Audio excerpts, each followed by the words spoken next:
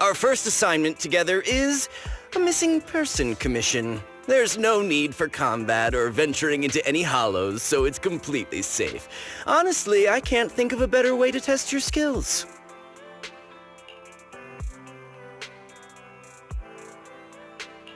Forgive me for being blunt, but isn't this job a bit, well, pointless?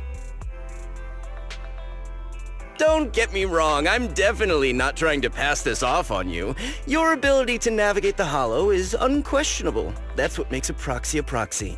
But this role involves more than just that, and this commission is a perfect opportunity to demonstrate those other skills. To be honest, the client barely gave us anything to work with, just pieces of info. That's why this is a perfect chance to show off your skills in gathering intel, spotting details, and negotiating. All the makings of a top-tier proxy. All right, you've sold me. Let's see what we're dealing with.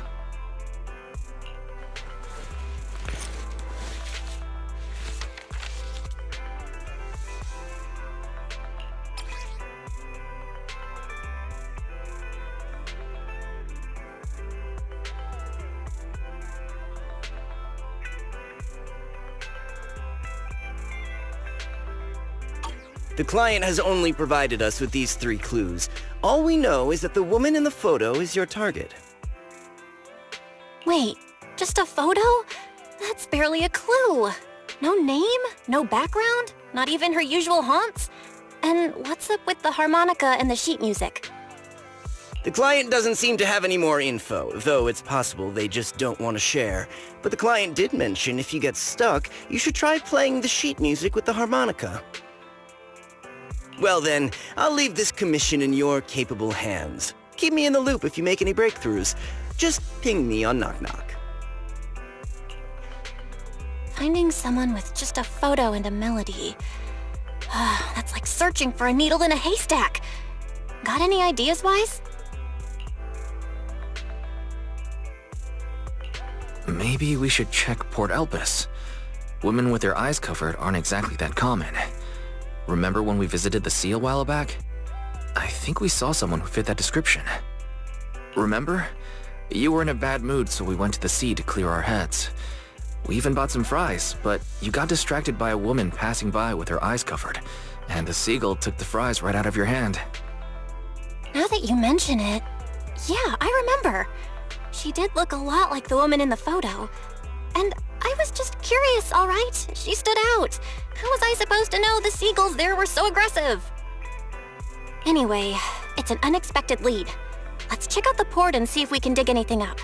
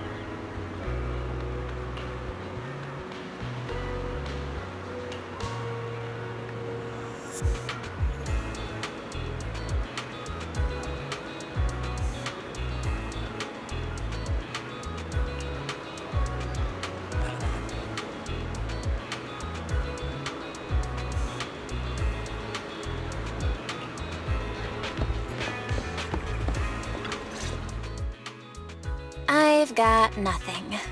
How about you, Wise? Looks like this isn't something that can be solved with a quick trip to the port. But since we're here, how about we try playing the harmonica? I'm not sure what good it'll do, but if it doesn't work, we'll just buy some fries and head back home. I agree. Playing the harmonica and buying fries, both are officially your job now. I guess there's no saying no to you. Fine. But just so you know, I'm not good at it, so don't blame me if it sounds terrible.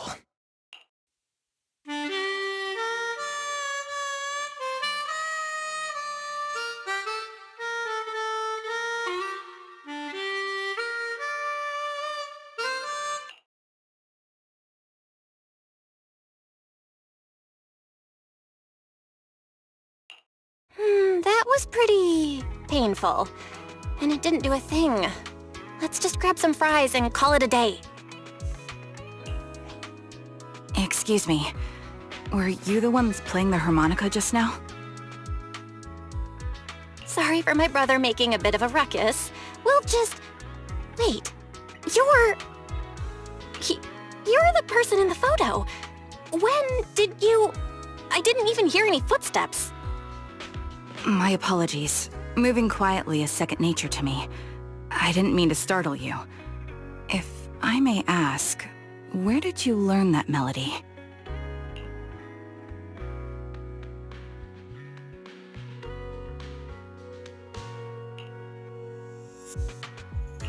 Actually, we're proxies. The song was given to us by our client.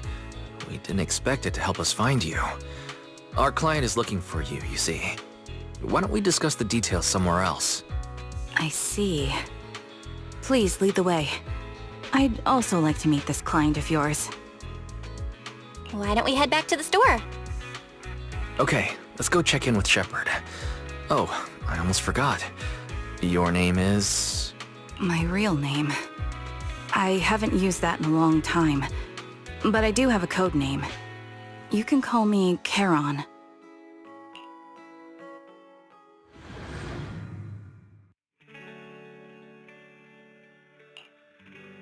Miss Charon, I've already contacted the information broker who issued the commission. Once he gets here, it shouldn't be long before you can meet the client. Feel free to have a seat on the couch. I'll grab you something to drink. Thank you, but please, don't mind me. By the way, the second row from the top on your TV wall, third unit from the left, it has a connection issue. You might want to check it out when you have time.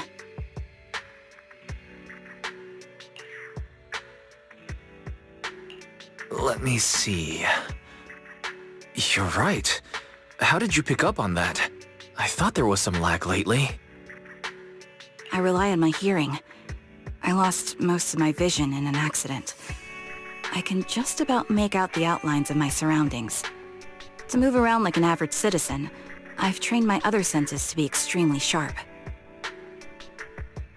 I heard a faint buzzing sound. By moving around the room and noticing the change in sound, I was able to pinpoint the location of the faulty TV.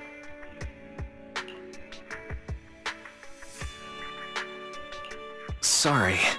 I hope my question didn't seem rude. No need to apologize. Vision isn't the only way to perceive the world. As proxies, you too should know that better than most. Anything that can be seen with your eyes can never be considered a secret.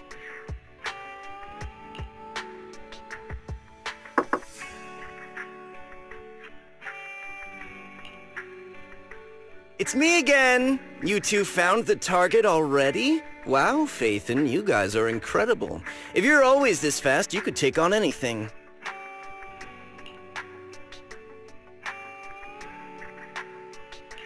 I didn't expect things to move so quickly either, but it's nothing, really. By the way, didn't the client come with you?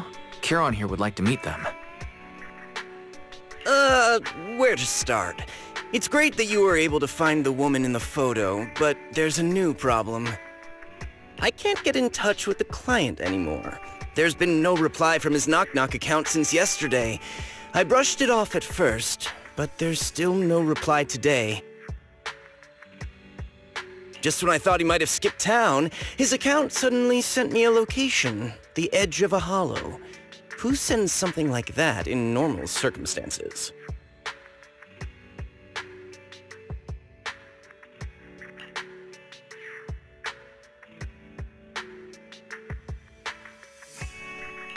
From what you're saying, it sounds like the client ran into some kind of trouble tied to the hollow. But we can't jump to conclusions just yet. Either way, I'll keep trying to reach the client. I hope he's alright. Let's stay in touch for now. We won't be wrapping up this commission for a while. Sorry, but I overheard your conversation. Could you share that location with me? If I investigate the hollow, I might pick up some clues. You're Miss Charon? No offense, but the hollow isn't somewhere just anyone can waltz into. Without a carrot or combat personnel, it's a death trap. You should wait. I'm a soldier. I served with the Eridu Defense Force under the Chrysoberyl Division. Even after retiring, I've made countless trips into the hollow. You can trust in my combat skills. The heart rates of you and the two proxies here seem to have just spiked. Don't worry. My military days are far behind me. I have no current ties with them. As for getting into the hollow, proxies, can I request your assistance? I don't know anyone else who could guide me. I'll pay the commission fee as best I can. If you don't want to be involved, that's fine. I'll think of something.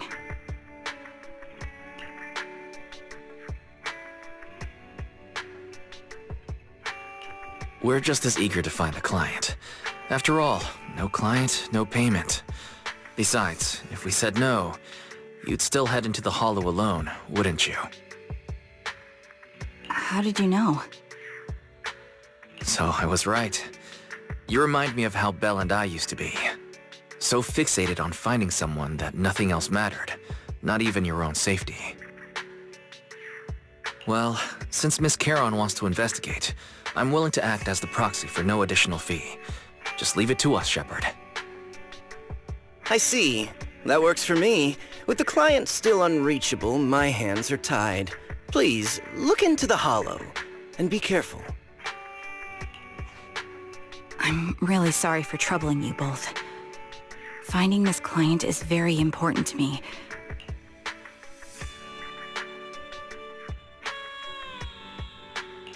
Don't worry about it. Seeing how determined you are to find this person, we can't just sit back and do nothing. Let's work to...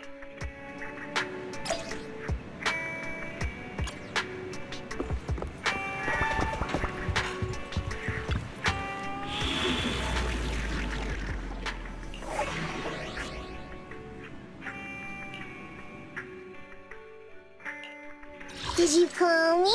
Meow.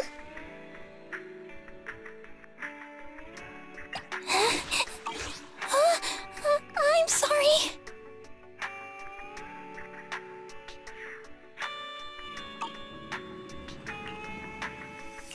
I'll help you win. The lunch is on you.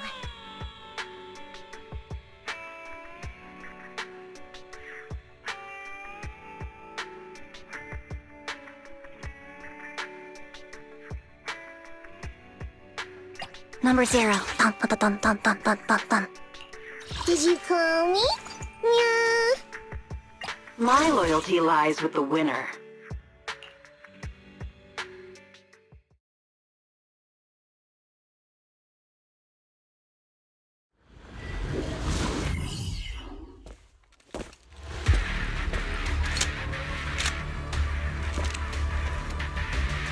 Miss Charon, I need some time to calculate the hollow route. Leave this to me, Proxy. Actually, I've been to this hollow before for reasons. I still remember the way forward clear as day. Oh, why don't you wait just a little longer? Calculating the path doesn't take that long. You can't catch me. Move behind me and be more efficient to retrace the path I've already walked. Please come with me, Proxy. You're in my sight.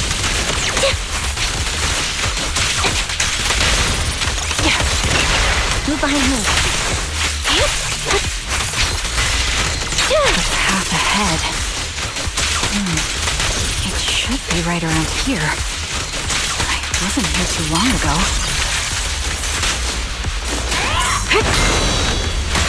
One moment, Proxy. I might have misremembered. I just need to think. Sound strategy. Time to pin I'm sure you're well aware that hollows undergo periodic spatial distortions and reconstruction. Copy. Ether vision activate. Flip the switch. That's why each time we enter, we need the most up-to-date carrot. Now you pay.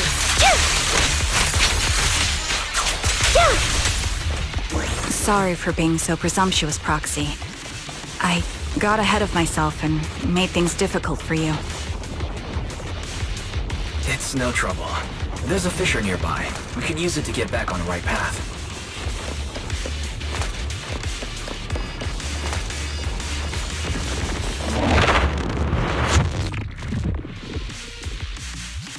By the way, Miss Charon, how are you so fluid when you move and fight?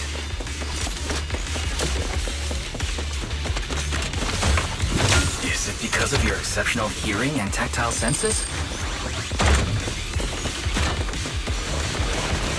And that's one part of it. In fact, my eyes gained some unique abilities as they changed. Bullet will reach its mark! I can't see most things clearly, but I'm able to detect the etheric fluctuations of nearby humans, ethereals, and other objects. Reporting position. Wait, something's up ahead.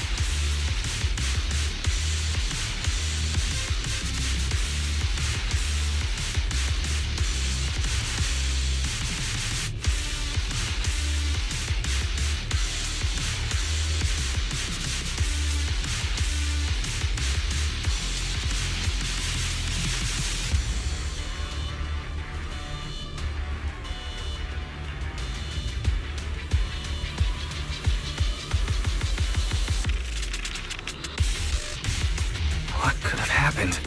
Who did this? Given the depth of the wound and the caliber of the bullet, the killer was a sniper, just like me. The surrounding ether levels have increased significantly. What's going on?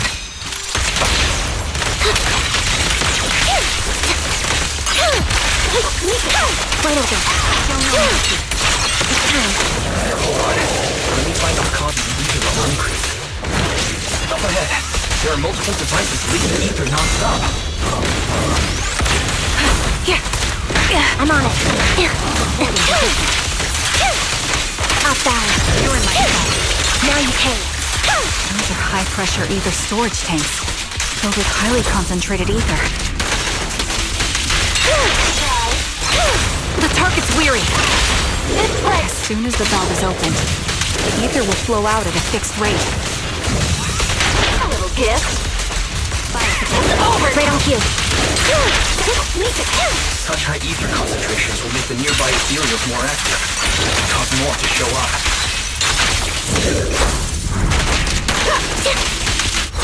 Dissolve.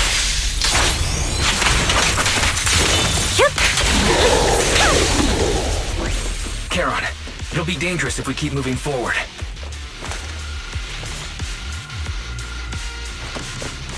Understood.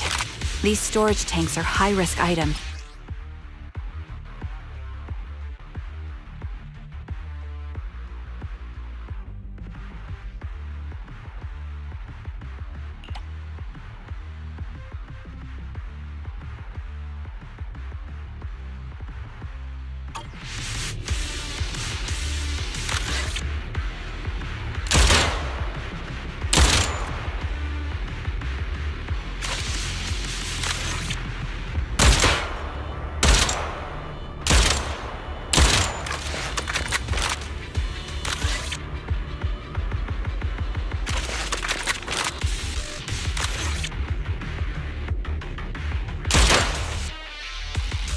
All high-pressure ether tanks have been disabled. We can keep moving.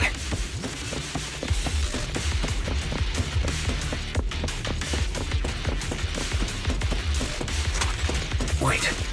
Charon, I'm detecting 4 life forms up ahead. Let's go take a look.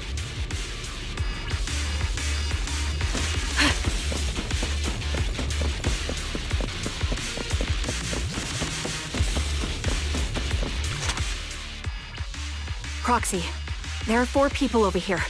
They're all still alive. I'm not detecting any ether fluctuations from any other life forms nearby. They're still survivors. Charon, can you check their condition? Confirmed. 1 is seriously injured. A bullet pierced their lung. The other 3? No internal injuries, just a few minor wounds. They're all unconscious. The one with severe wounds. His etheric fluctuations are nearly completely gone. He's beyond saving. Who are you? Help me. It hurts. So cold. I don't want to die.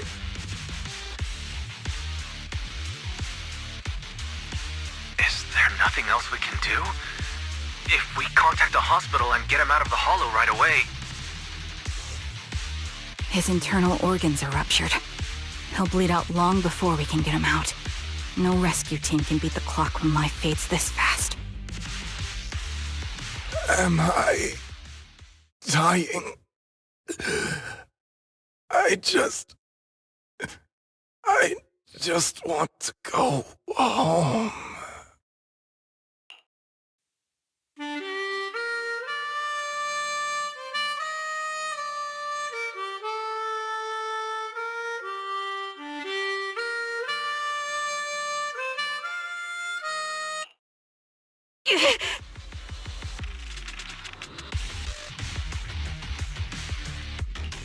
What's wrong? You seem like you're in pain. I'm fine, don't worry about me. As I mentioned before, these eyes of mine have their uses, but they bring just as much inconvenience. The rejection reaction you saw just now was one of them. Staring into death. It's not something I handle well. My head. Where am I? Who are you people? I remember now. There was a madman, a lunatic who tied me up and dragged me into the hollow. You're not... I'm not the lunatic you're talking about. Can you stand? There are 2 more unconscious survivors here. If you can, help us carry one of them. Let's get out of here together. Leave? We can leave this place? What about that lunatic who shot at me from the shadows? Looks like the person behind this has already left. Charon, let's get the survivors out of here. Follow me.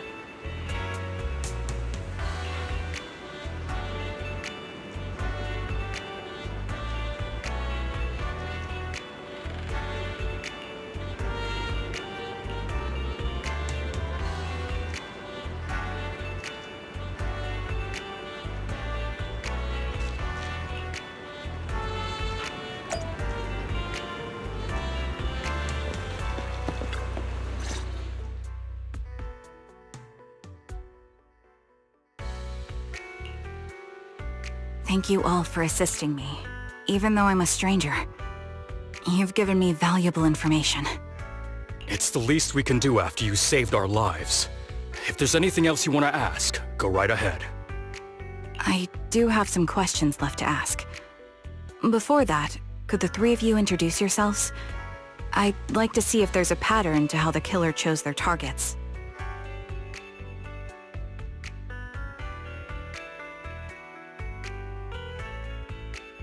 I'll go first. My name's Zoe. I used to be a soldier in the Defense Force, but now I'm just working a regular desk job at a private company. Don't let that fool you, though. I've earned my stripes. I'm Jesse, currently working as an internet information broker. I'm still pretty new at it, though, so I can't think of any reason someone would target me. My turn? I'm Erin. I was also in the Defense Force, but now I'm unemployed. Actually, I have a question for you all. Did you see my friend when you were in the Hollow? She's about my height, with shoulder-length blonde hair and a mole under her eye. We were kidnapped together, but I can't find her anywhere now.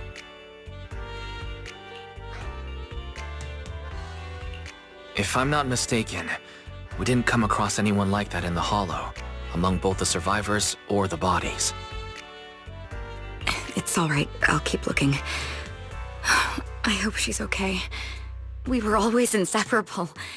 We even planned to visit Scott Outpost together for Remembrance Day. I never thought something like this would happen. Remembrance Day? What's that? As the name suggests, it's a day organized by the Defense Force for the families of deceased soldiers and veterans. People gather to mourn their loved ones who died in the fall of the old capital and find comfort in each other's company. I didn't know the Defense Force did that. Huh. Maybe I should go check it out. If I can't find her anywhere else, I'll head to Remembrance Day alone. Maybe she'll show up there. Was your missing friend also a member of the Defense Force? Yes, she and I were in the same squad. Obsidian Division's Cartis squad.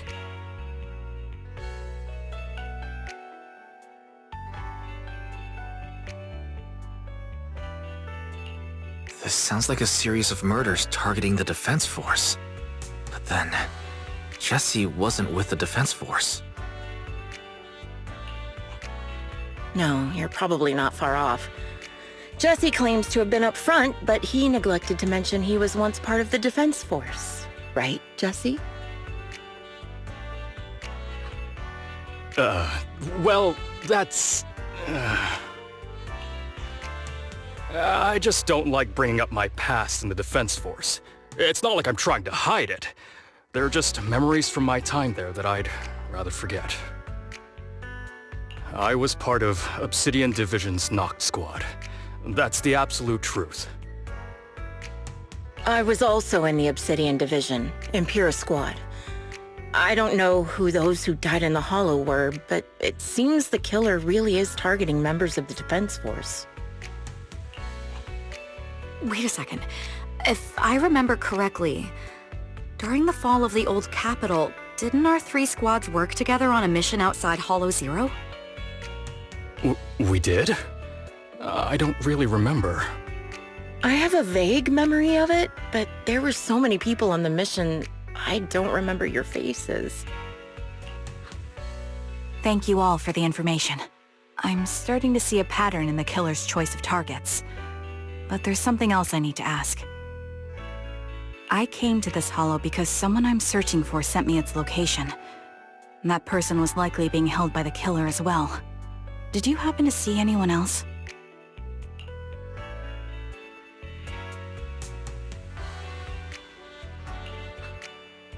You're not giving us much to go on. At least tell us what kind of person you're looking for, male or female, what they look like. Can't offer much help without that. Sorry, I don't have much else to share. Even so, if any of you remember anything else that may be useful, please let me know. This is very important to me. You don't even know who they are, yet you're so determined to find them. Is it really going to be an issue if you can't find this person? Maybe. I've been searching for someone for a long time. They might be the key to achieving my goal. I see. Whatever happens, I hope you find them. If there's anything I can do to help, just let me know. Thank you. But please, prioritize your own safety. If the killer is targeting former Defense Force members, there's a good chance they'll come after you again. Stay vigilant. Of course. Once I've checked out Remembrance Day, I'm locking myself in my room and throwing away the key.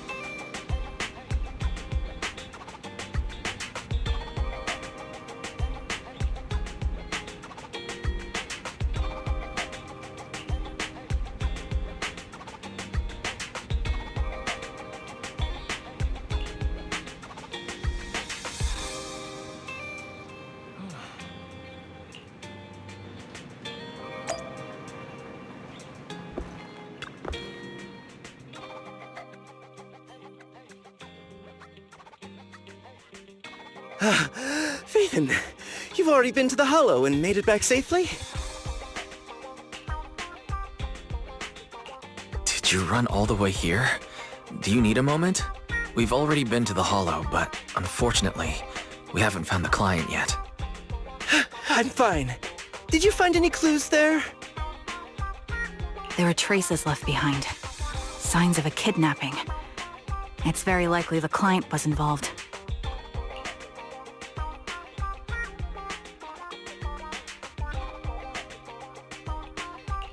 That's right. It seems the client was kidnapped, taken into the Hollow, and later moved again. We're still looking for more clues. So, what made you rush over to the store? Well, just take a look for yourself.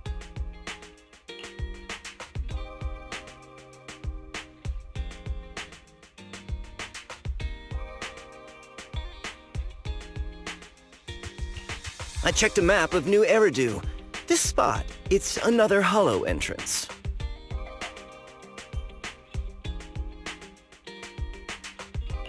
We were just stressing over a lack of leads, and now one conveniently falls into our laps? Something about this feels off. You're sure it's just a disappearance for now and nothing more serious has happened, right? If that's the case, the situation is still manageable. No matter how shaky the clue is, let's keep investigating. Just be careful. Any casualties and this will become something beyond our control. At that point, stop the commission and contact me. I'll bring in some professional Hollow experts to deal with the situation.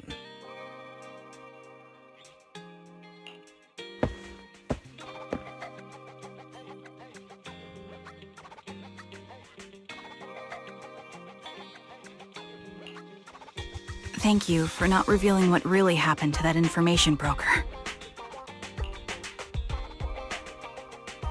Don't mention it, but why keep secrets? From a practical standpoint, wouldn't calling for backup have been the safer move? The killer is a sniper who has no qualms about taking lives.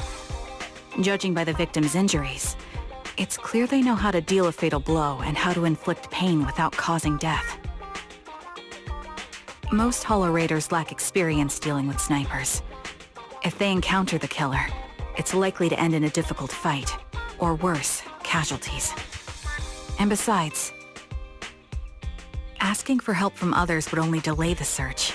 The client is at risk right now, so I think we should follow the clues and enter the hollow as soon as possible to ensure their safety.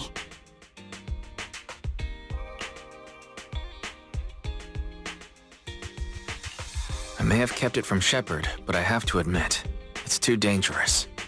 That location message seems cagey. It could be a trap to lure us in. I understand, I really do. But what if we're late and something happens to the client? Why is the client so important to you, Charon? Would you be willing to tell us? Are you so set on finding them because they're connected to the person you've been looking for? The client's true identity might be the very person I've been looking for. And if not, they most certainly have some vital information. Since leaving the military, I've spent years searching for my missing teammates. They were more than just comrades who trusted me with their lives. To me, someone raised as an orphan, they were family. I've scoured countless hollows and every corner of New Eridu to find them, but I've never found a single lead. Until I met you and heard that melody on the harmonica. It's called Homecoming. My squad leader composed it. Only our squad knew it. And yet that client of yours not only knows the song, but also gave you the sheet music. Please, Proxy. This client is the only lead I have left. I'm certain my teammates are still alive. If this trail goes cold, I don't know when I'll get another chance to reunite with them.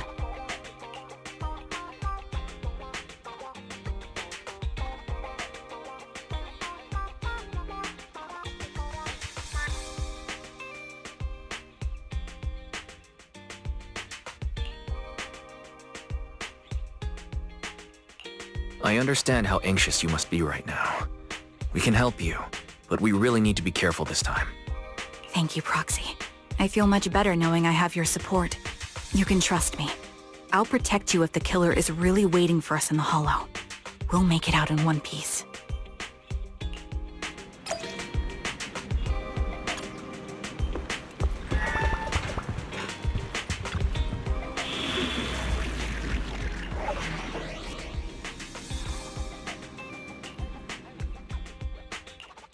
Did you call me? Meow. Number 0. Dun, dun, dun, dun, dun, dun, dun, dun. My loyalty lies with the winner.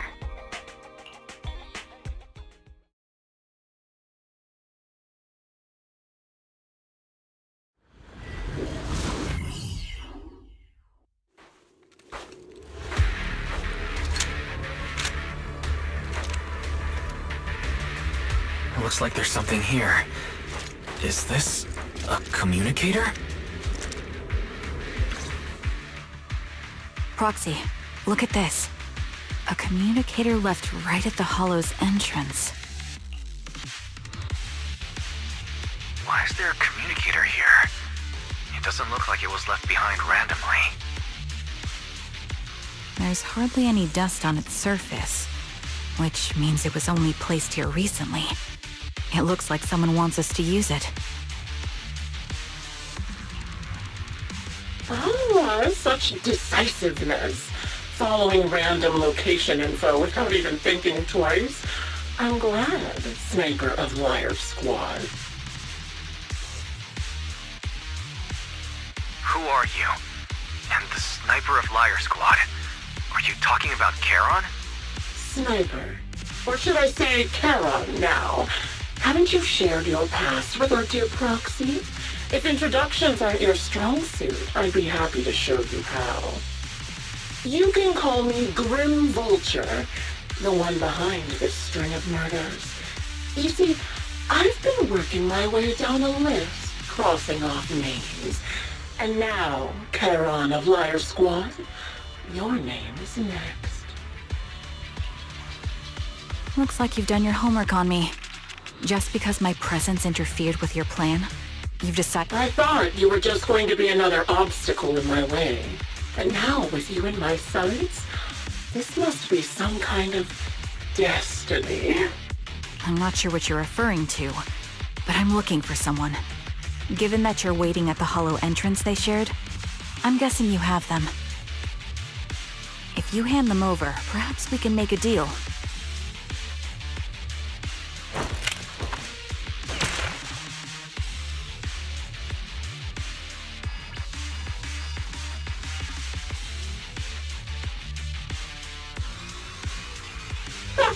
So your version of making a deal is stalling for time to locate me and lining up your shots? Can't say I'm surprised. After all, that's exactly what I plan to do too. You seem to have rather unique eyes, but you'll never get the chance to hit me. After all, no one's better at counter-sniping than me. Seems talking won't resolve this, but I'm not averse to using force. Now that's the spirit! If you're looking for someone, why not search the hollow for clues? Providing you can survive. Oh, and I've prepared a little gift for all your trouble. I hope you still have that determined look on your face after seeing it.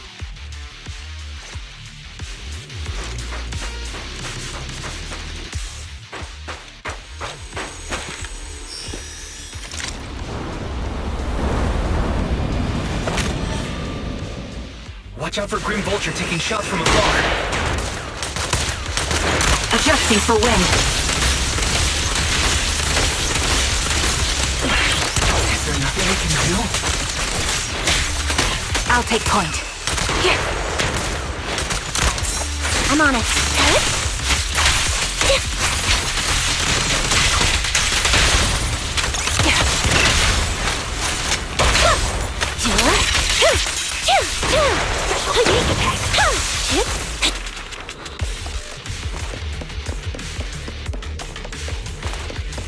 I found a box. Something feels off about it.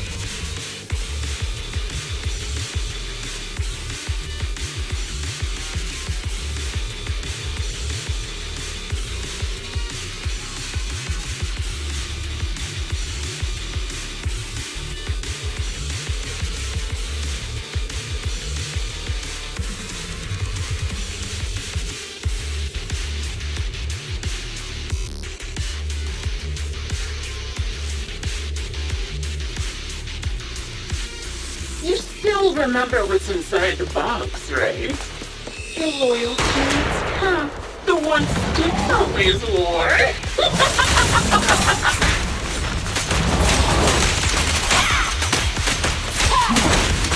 Curious as to how he died? I'll tell you. He took his own life. There wasn't much different from being off by ethereals. Perfect conduit. Don't hesitate. My calibrating. Ethereals had almost completely taken over his body. He was incorruptible. Ether crystals. His tail was on hidden forms. Is our prey giving you trouble?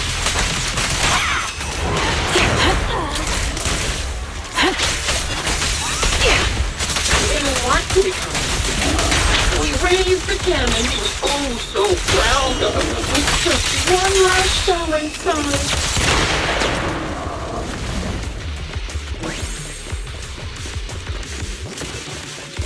Another high-pressure ether tank. And a lot of ethereals have already been drawn to it.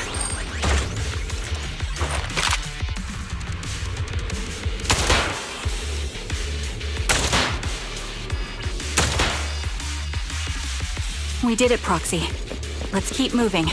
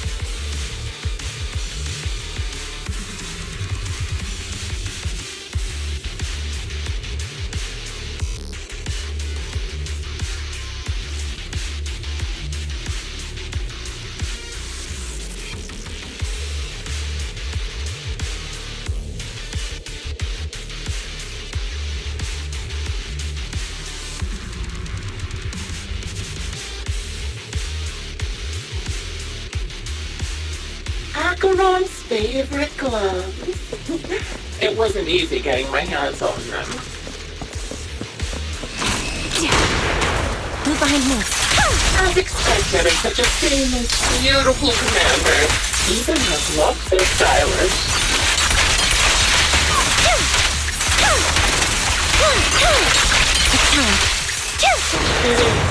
In the end, both her hands are missing.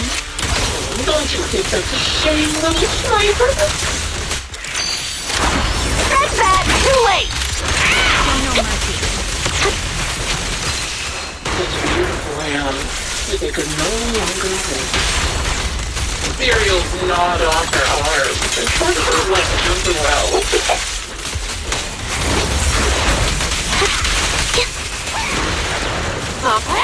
Show no mercy. And she still has the backbone. She stood tall, even in death. Wide open. It's time. It's just as I said. She died from multiple fatal wounds. Even the most beautiful flowers will wither without protection, won't it?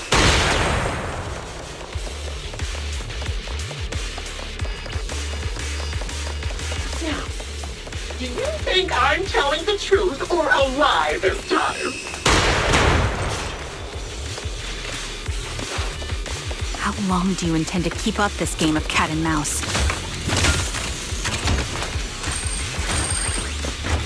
I'll be coming to your hideout soon. Wipe that smile off your face and wait. Wait and see what I'm going to do. Sneak attack! I'll take point. Good reaction! I'm not done. I've got one final surprise for people.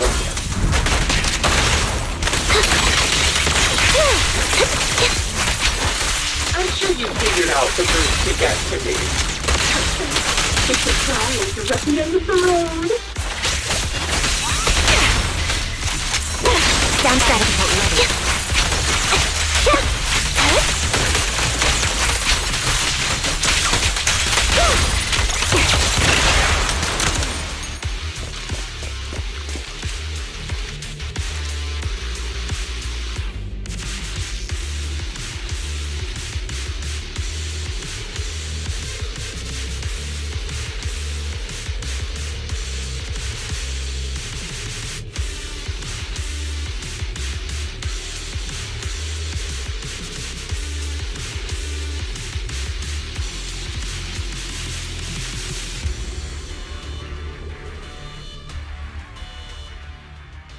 Congratulations! You found the third box. Inside is... Who was it again? Oh, right. A piece of bloodied fabric, some Cocytus's clothes, and some damaged engineering gear stained with Leafy's blood. There weren't enough boxes, so I had to cram them together. They're just a medic and an engineer. Not exactly combat material, right? Surely you're not mad, are you?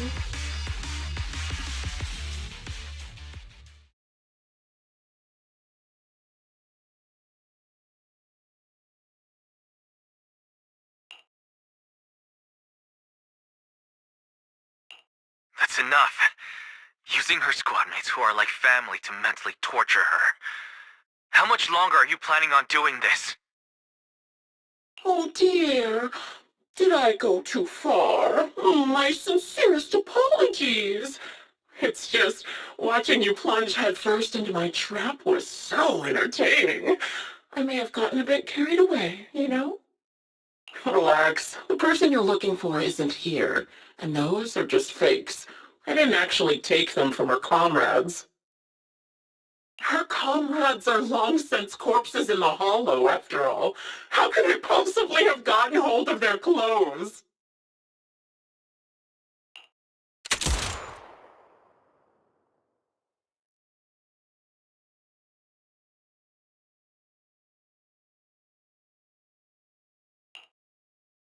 A decisive strike, to be sure. But as I've already said, your awareness, sight, and experience mean nothing in front of a more skilled sniper. I didn't expect to kill you so easily. There was a subtle change in your ether fluctuations the moment I fired. That was all I needed. You knowing my past makes me feel sick. But after seeing that you're just a coward who feels fear from another's killing intent, it doesn't bother me as much anymore. Coward, you say? How fascinating! You were little more than a hollow shell before, but now that you've bared your teeth, you've started looking somewhat respectable. I know your composure is nothing more than a facade. You've never truly faced the weight of your comrades' deaths, have you? I bet your mind is now filled with their dying screams.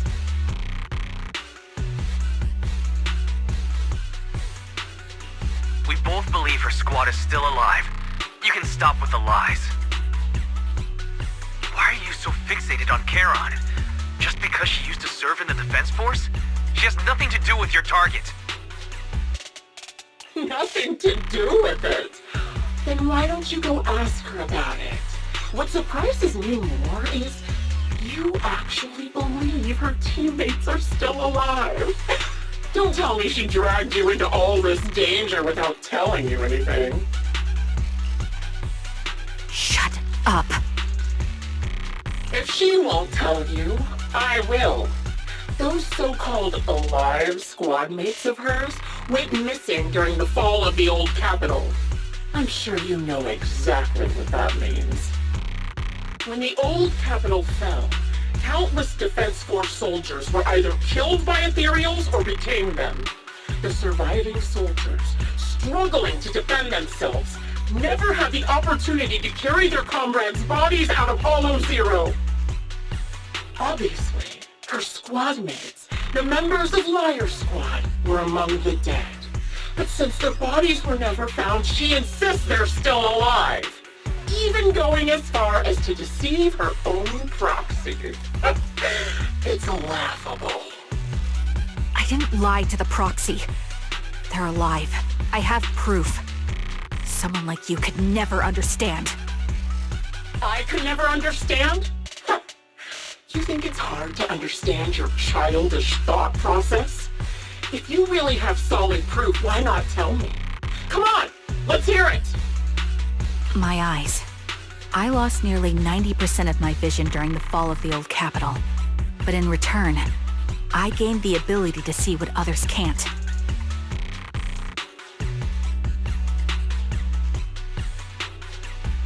Every second of every day for years, I've seen my squad mates. Not as fleeting shadows, but vivid and lifelike. They've never disappeared. They're alive, waiting for me to find them. Why else would I have been given these eyes? That's your proof? Did you hear that? Proxy hiding in the bamboo. She spent years chasing after people who couldn't possibly exist, all because of some ghostly visions. You'd rather believe those visions of your teammates are real-time projections than accept that they're dead. What if I told you the way I described their deaths before was the absolute truth? Will you finally face reality? Or will you keep fooling yourself, believing in ghosts? I guess you'll keep deceiving yourself, because that's how you survive. I'm not lying to myself. I really want to find your squad mates who have been missing for years and were officially declared dead? You couldn't protect them when the old capital fell, and now you're just making up stories to fool yourself. To give yourself some so-called reason to go on, to latch on to any stupid excuse. You're just a selfish, naive coward who did nothing and couldn't do anything when your comrades were dying!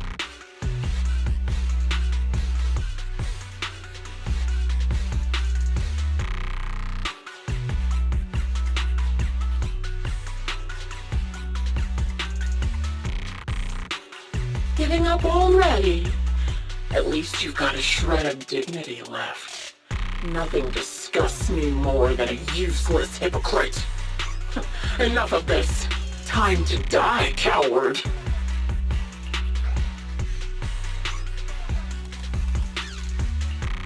Charon is not a coward.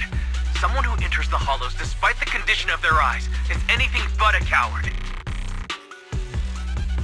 At the very least, she's far braver than a criminal like you, who hides in the shadows, enjoys torturing others, and is constantly in fear of being caught.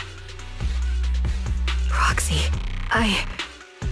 Your proxy sure has a way with words. I won't waste any more of my breath. Just die already.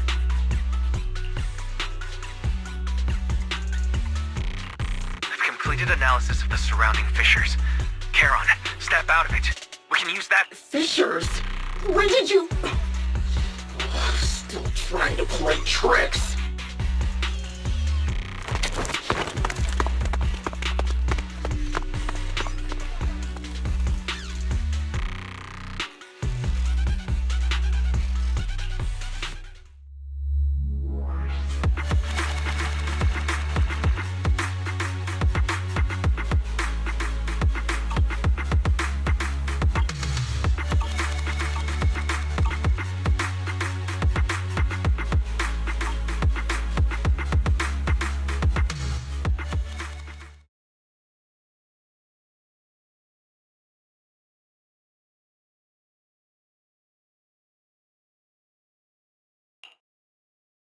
Charon? Do you want some hot cocoa? I'm sure you're exhausted after such a tough fight. You should get some rest. Thanks, but I'm fine. Don't listen to Grim Vulture. They'd say anything to get under your skin. Once we start doubting the truth, we've fallen into their trap. No, Proxy. I think Grim Vulture has a point. Maybe it's all just in my head. The things Grim Vulture left. When I touched them, I was reminded of the day the old capital fell. I felt the same sensation when I touched an injured comrade. I tried to shake off that feeling, but the truth is, I can't stop thinking about the possibility that all my squad mates are dead. Would you be willing to share more? What really happened on the day the old capital fell with you and the Liar Squad? That day, in the first hour Hollow Zero started expanding, Defense Force HQ thought it was just a normal Hollow disaster, and thought they could suppress it with the standard amount of troops. Liar Squad was among the first troops sent there. Before we left, our superiors promised reinforcements would be on the way to support us in combat, so we didn't need to worry too much about facing the Ethereals. But soon after we began the mission, we realized things weren't going to go like we thought. The Ethereals came at us like an endless tide. The Hollow expanded beyond control, and more importantly, the reinforcements never came. The Defense Force troops outside the Hollow soon realized this was no ordinary disaster. Hollow Zero was devouring Eridu at horrifying speed. The reinforcement plan was called off, and the promised troops retreated. Honestly, even if they had come to help, it wouldn't have changed anything. I watched as members of the advanced force around me died one after another, or were corrupted into Ethereals. Our squad slowly lost the strength to maintain formation. I was a weak point in our formation. An ether shot fired by an Ethereal hit my eyes, corrupting them. Because of that and several other wounds, I shortly lost consciousness. I'm not sure how long I was out, but just before losing my vision, I briefly regained consciousness. The last thing my eyes saw was my squad mate standing in front of me, looking back. When I woke up again, I was already back at base. The higher-ups detonated the Shiryu pillars, and finally managed to bring Hollow Zero under control. I don't know who rescued me from the Hollow, but none of my squad mates had made it out. For some reason, the image of my squad mates being the last thing I saw has stayed in my mind. It must be some kind of sign. A sign that they're still alive. Don't you think? They must have continued fighting after I fell unconscious, eventually getting lost in some hollow and losing contact with the main force, left to wander between the various hollows of New Eridu. That must have been what happened, right? The Defense Force? Civilians? No one believes me. So I decided to find them myself. The reason behind these eyes. It's got to be to guide me to finding them still alive. Am I wrong, Proxy? Are these eyes pointless?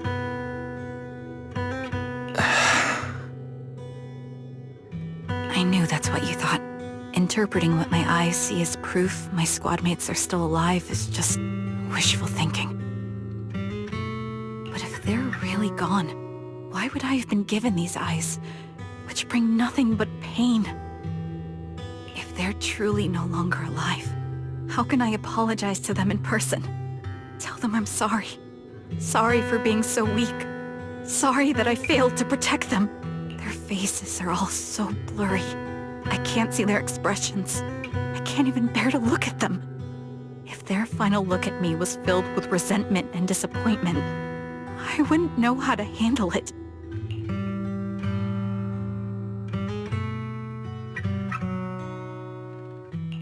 Charon, listen to me.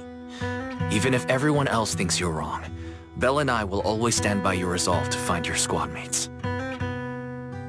You don't need to make any justifications, because someone close to us is missing too, and we desperately hope she's still alive. Even if the whole world doesn't understand, we will never give up. But I also think, being consumed by this obsession, unable to move forward, that's not what those who matter to us would want. That's right. Charon, you're a very kind person. Maybe that's why you feel responsible for protecting everyone, and regret when you can't do enough. But you don't have to carry it all on your own. Yeah, you can trust us to have your back. We're certain that Grim Vulture hasn't killed the client yet. As long as we have a lead, there's still hope, and we'll be your support. Your will and determination shouldn't be dismissed. No matter how things turn out, we'll stand by your side, and we'll face it together. Proxy, thank you. I feel better now. At the very least, I want to keep investigating. I'm not just going to stop here.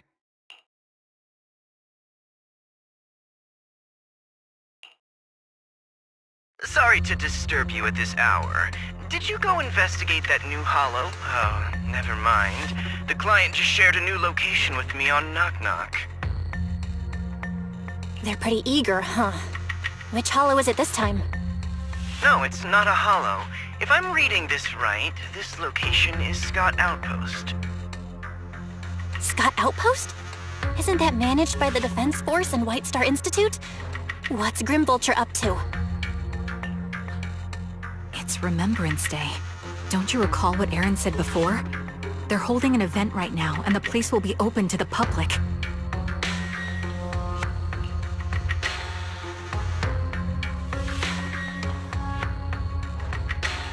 So they're not trying to lure us into a hollow this time. What's the deal? Are they trying to taunt us? Whether it's a provocation or a trap, I'm not missing any chance to face Grim Vulture. Proxy, will you go with me?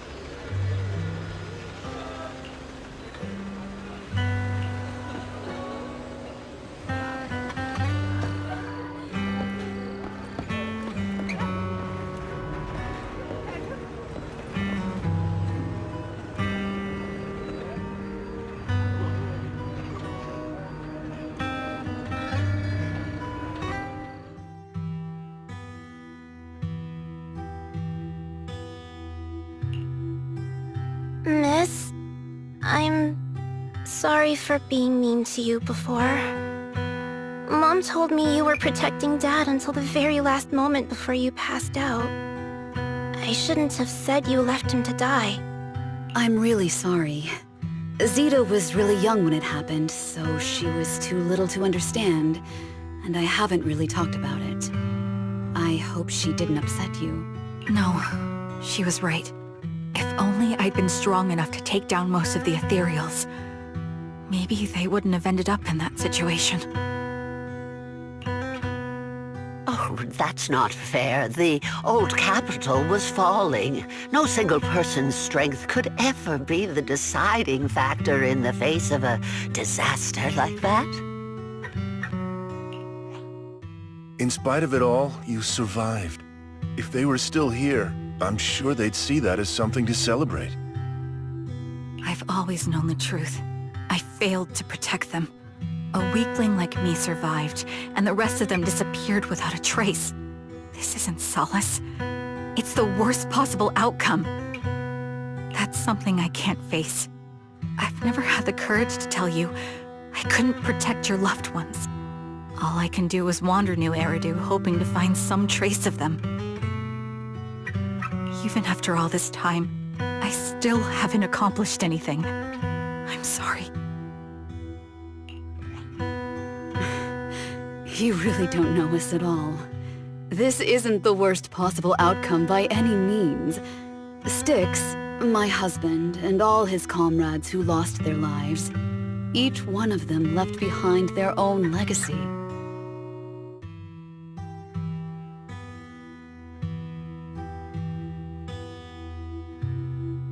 Just look all around you. Everyone standing before you is a legacy they protected that is carried on to this day.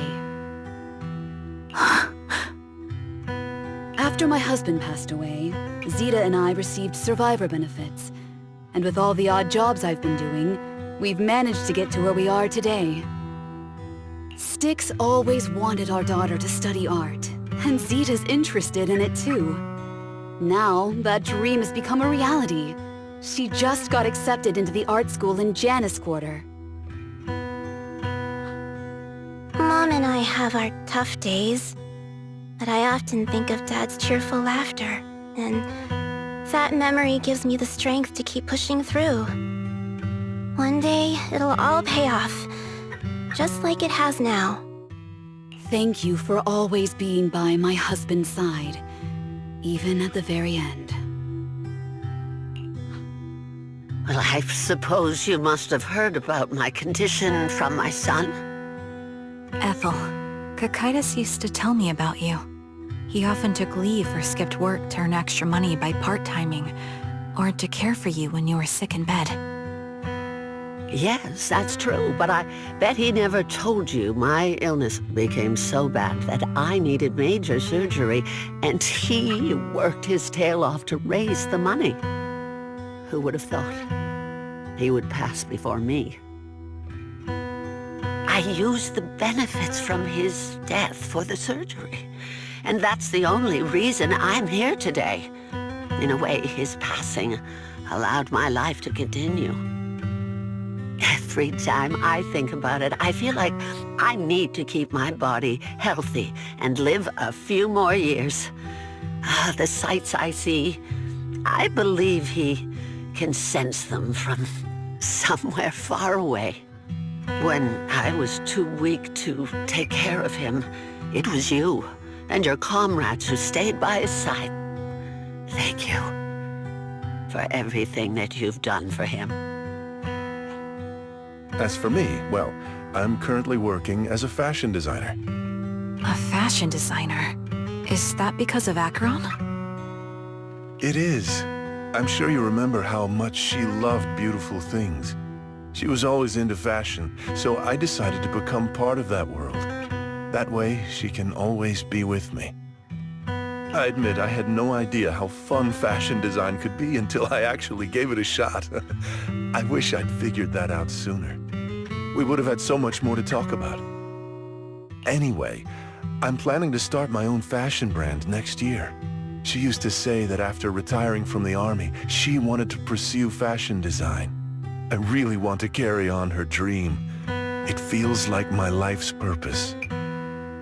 You know, she used to talk about you when she came home for the holidays. How your rivalry pushed her to keep improving. So, thank you. I'm proud of my sister.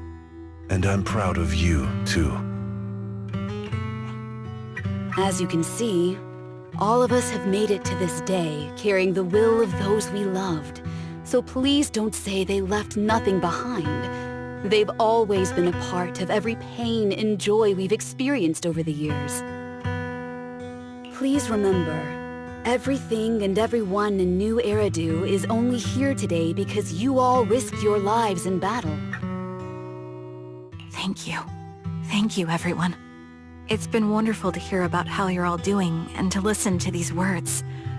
I'm so glad I decided to come here on Remembrance Day. Speaking of which, I wasn't expecting to see any of you. What brings you here today? I could ask you the same thing, Ethel. Last time I asked, you said you weren't coming. I only came because I suddenly got a DM from Nathan. He said he really wanted me to be here. I'm here because of Nathan's message, too. He was pretty insistent, so I thought he'd be here. But I've been looking around for a while now. I still haven't seen him. So, it's the same for all of us. I responded to his message, but he never wrote back. Isn't that strange? Sorry, but who's this Nathan you're talking about? Nathan is Lethe's younger brother.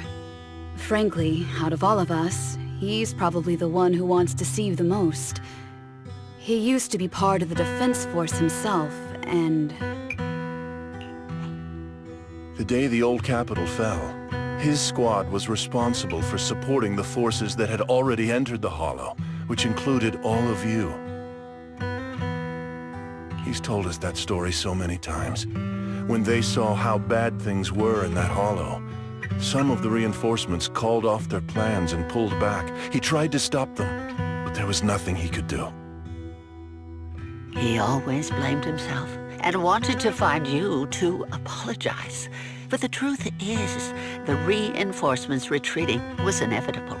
Shortly after their retreat, headquarters issued the official order. We all lost someone in that disaster. And for a while, we resented the reinforcements for their decision. But over time, we came to understand it, and we eventually let it go. There was no avoiding casualties in that battle. In hindsight, it wasn't wrong for headquarters to prioritize saving their strength. May I ask what the name of Nathan's squad was when he was in the defense force? The Impera squad of the Obsidian Division. Is something wrong? Nothing. It's just... I think I might have stumbled upon the answer I was looking for.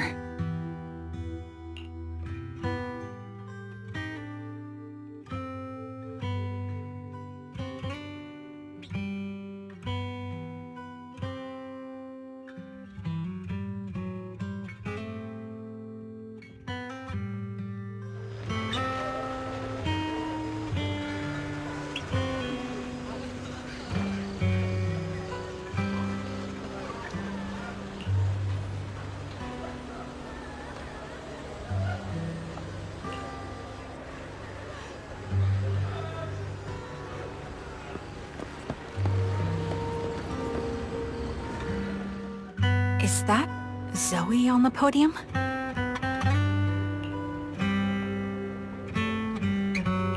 Is she here to speak on behalf of the soldiers? A decorated veteran. That seems fitting. But I don't see Jesse or Aaron around. Didn't they come? Everyone please, quiet down. Zoe, of Nemesis Squad, a representative of the veterans, will now deliver the Remembrance Day speech. Hello, everyone. I'm honored to stand here and speak on behalf of all of the soldiers of the Defense Force.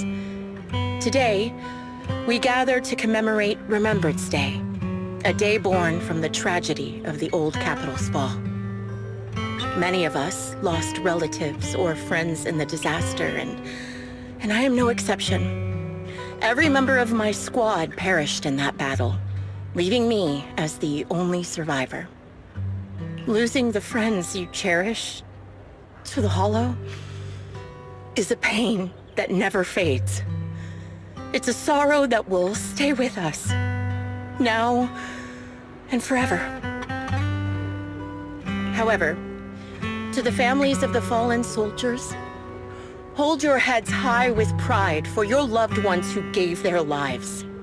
They fought to the very last moment when the old capital fell. Death isn't the end, nor dishonor.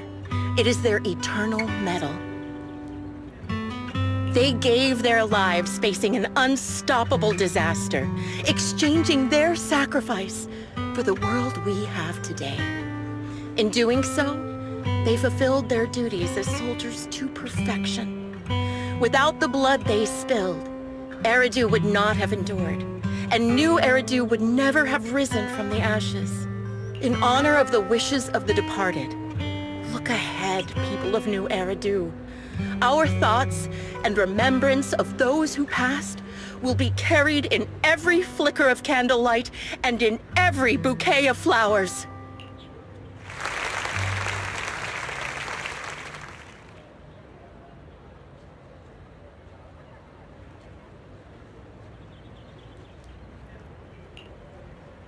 My speech was meant to end here, but since you all seem quite engaged, please allow me to share a little more.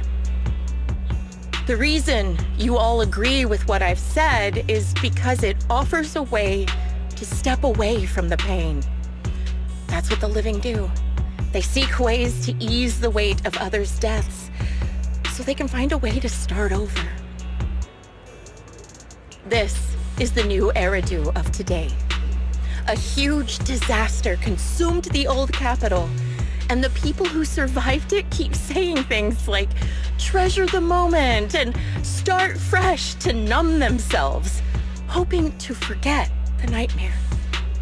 No one talks about the soldiers who gave their lives in Hollow Zero.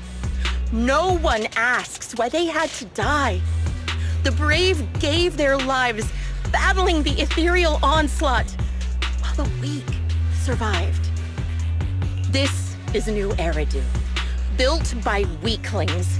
Its order founded upon their way of thinking. Your applause makes me realize you all accept this logic. Each of you had loved ones who sacrificed their lives in the fall of the old capital. And now, you're thankful that someone has encouraged you to move on from them. What meaning does the sacrifice of those who died have if you all choose to forget? Have you never thought about why your own loved ones had to die? And why no one is responsible for their deaths?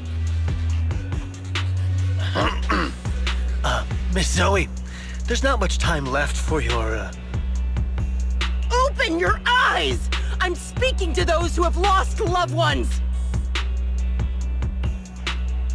If death is the medal for the fallen, then pain is the cross the living must bear. If you fear its weight and run from the suffering, the soldiers will never find peace in their eternal rest.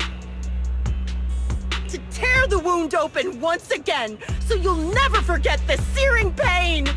That's the real meaning of Remembrance Day! I don't agree.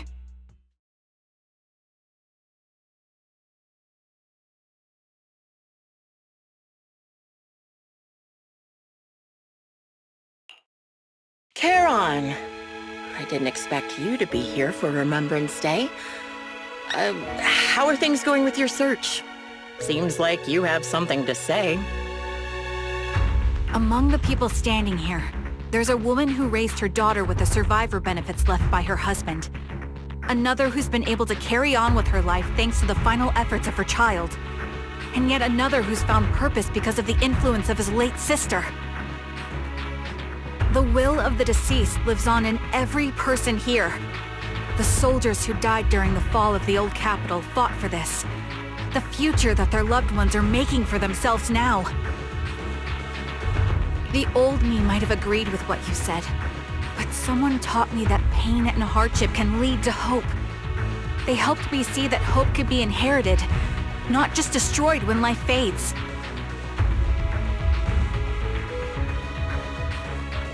That's why I believe the departed didn't leave us wounded or with a heavy cross to bear, but with a melody. Each of us holds a harmonica that plays the melody of life. At first, it may sound awkward, but it will eventually flow smoothly, taking on our own style, until it merges with our soul. You seem quite certain about what you're saying. Tell me then, what kind of melody is left behind by those we've lost? I'm not sure. I can't picture the exact melody, but I trust the answer I've chosen. And I trust everything I've seen and heard. A vague and insubstantial answer, isn't it? I was right about you, Charon. From the moment we met, I knew we'd never really understand each other. I'm sorry you feel that way. Everyone, I apologize for taking up your time. My speech ends here. Please feel free to continue with your visit.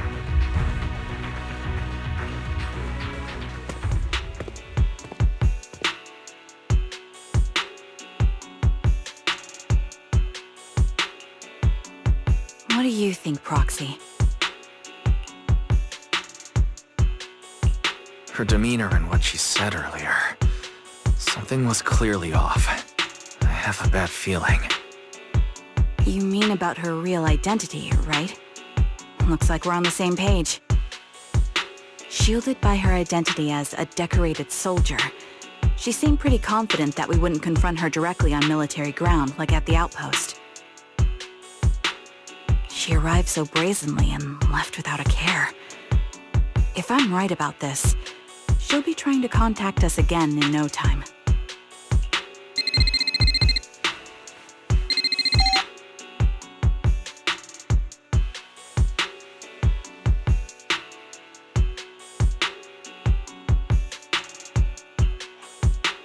Looks like you're a little busy, so I'll keep it short. The client just sent me a location via knock-knock, along with a picture of several unconscious, tied-up individuals. I'll send you the location shortly. It should be an entrance to the Hollow in Port Elpis. At this stage, I don't have any further requests. My only hope is that you'll proceed with caution. A location with a picture of the hostages. Looks like Grim Vulture is losing patience and wants to put an end to all this. Charon, what's your plan? No matter what you decide, I'll stay by your side till the end.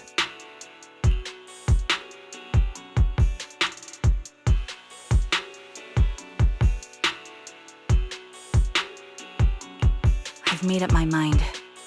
Proxy, please accept my official commission. Help me venture into the depths of the Hollow to rescue the client and any other hostages. It's up to me to stop Grim Vulture. Stop her from crushing everything in front of her with that heavy cross.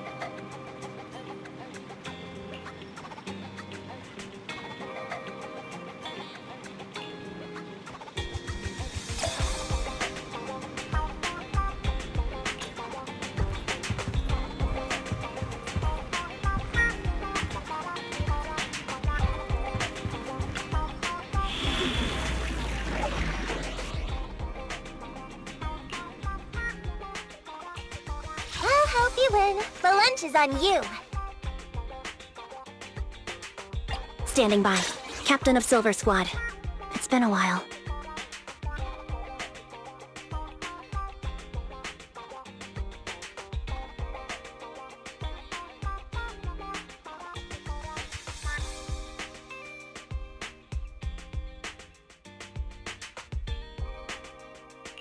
Did you call me? Yeah. Looking for intel? Or hiring me for a job?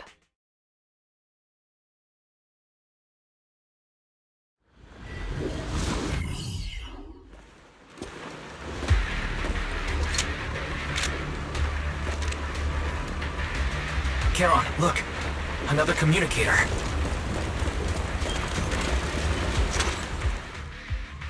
Another communicator? It's a bad habit for a sniper to be so talkative. Oh, really? I think it's rather good for my mental health to witness in real time how my target becomes desperate and gives up their struggle. Do you really still need to disguise your voice? I thought you didn't want to hide anymore, Zoe. You're right. Seems there's no need for secrecy anymore. I, Zoe, the sniper known as Grim Vulture of Nemesis Squad, send you my regards. Zoe. No. Grim Vulture. You, like me, were one of the advanced troops deployed to suppress Hollow Zero right after the fall of the old capital, right? Noct, Cartes, and Impera Squad. So far, all the victims have been members of these squads. They were initially supposed to enter the Hollow to reinforce the advanced troops. Nemesis, your squad lacking reinforcements, lost everyone except you in the fall of the old capital. You blamed their deaths on the absence of reinforcements and sought revenge on them. That's my conclusion. Just like me, the fall of the old capital left you entirely alone. A sniper, the sole survivor, a mere pawn abandoned by the military. Don't you think we're very much alike? The Impera squad member, Nathan, the one you're searching for, he pleaded with me to let him go when I was about to kill him, saying he had to see you no matter what. That's how you caught my attention. I let him live to get all sorts of information on you. I was so curious about you that I even set a trap, disguising myself as a victim to get closer to you. It turned out we share the same story. We even got the same PTSD symptoms. After all these years, we still see images of our teammates before they die. It's impossible to erase them from our minds. It's just, you use ridiculous fantasies to numb yourself, chasing after illusions of your squad mates. While I can't afford to be as naive as you. One night, when I was overwhelmed with the unbearable images of my comrades' deaths, vomiting and crying, I finally realized the meaning behind their appearance before me. They were pleading with me, pleading for vengeance against those who abandoned us, begging me to destroy the repulsive, hypocritical new order of New Eridu. So, I carried on their will. I began kidnapping targets and sniping them in the Hollow, watching as they became corrupted and died in despair. Do you really think this is what they'd want? What else? Would they want me to be like you, playing at a game of finding my missing squad mates, accepting their deaths when I'm done playing, and then forgiving the very enemy who killed them? What a noble and virtuous gesture! Forgive on behalf of fallen comrades, coexist with New Eridu's order, and live peacefully among cowards. It's precisely because you and I are so similar that this hypocritical and cruel attitude makes it even harder for me to forgive you. After our first conversation, I was certain. I must end your life myself to prove I'm right. That's exactly what I wanted to say to you, too. Because we've suffered the same hardships, I can't accept the path of destruction you've chosen. Jesse, Aaron, Nathan, the client I've been searching for, and any other targets of revenge you've set your sights on. They all feel regret and struggle over the choices they made back then. But you can't see any of that. You didn't target the higher-ups who misjudged the situation, the dangerous ethereals who killed your comrades, or the ones responsible for the fall of the old capital. Instead, you went after the easiest targets. Grim Vulture, as a sniper of the Eridu Defense Force, you have failed in your duty. To preserve the will and hope left by my comrades, I'm going to put an end to your actions right here! That suits me just fine. A sniper should let the gun do the talking. Make it to the deepest part of the hollow alive, and I'll meet you with nothing but raw malice.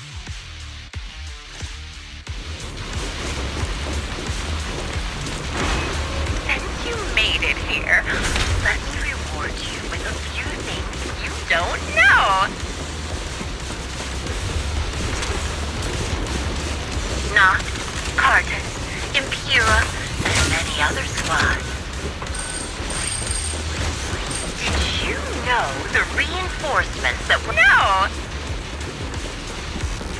Ether vision activate. Noct, Cartus, Impura, and many other squads. I'm on it. Did you know the reinforcements that were meant to back us up ended up deciding to retreat? I don't care. Laura? Relying on a show of hands to vote, isn't that ridiculous? Our lives are such an absurd way, like a kindergarten election for class monitor.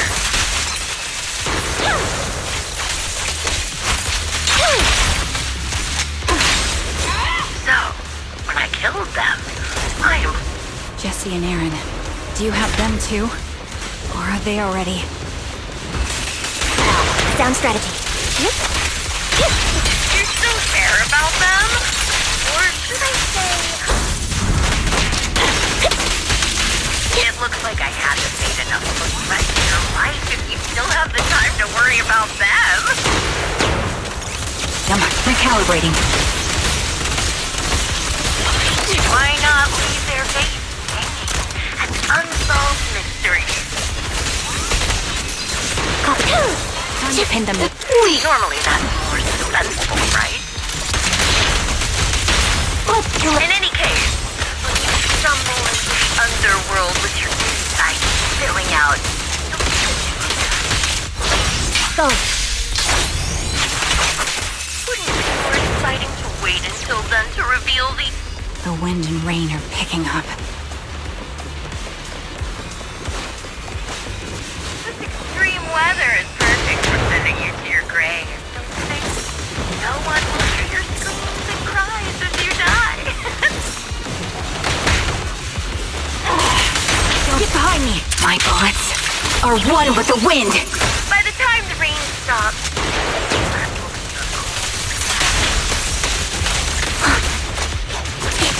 supporting position.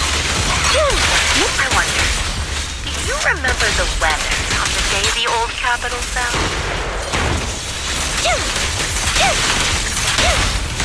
It wasn't heavy rain like now, but the sky just... Copy. Both your teammates and mine. They all perished in a place like this. Now that I made it to this part of the hollow you want to go. Such determination deserves praise! Now, time for the final showdown we agreed on. Show no mercy. Only way to put it. What sniper would ever confront their enemy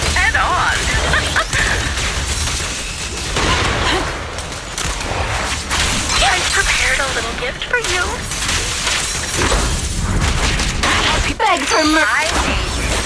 You're a superior crushing a high-ranking officer. My fault. It wasn't easy luring it here. You can play with it for a while. As for me, I'll watch you from above. Then I'll put a bullet right through your heart.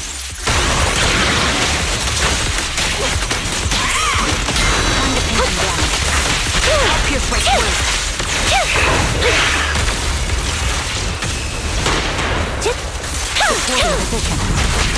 Show no mercy. Fire support ready.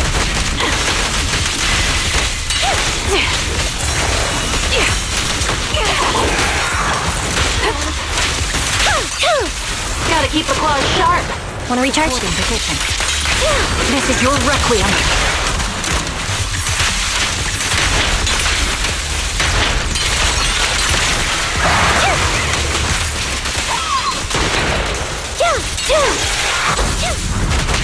I'll pierce right through. Weakling! You're nothing but prey! Show no mercy. Surprise. I won't back down. I'll pierce right through.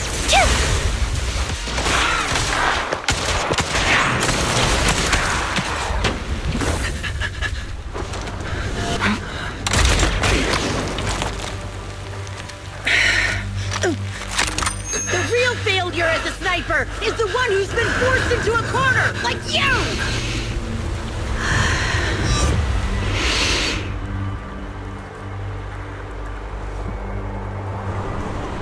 The wind. It's shifting.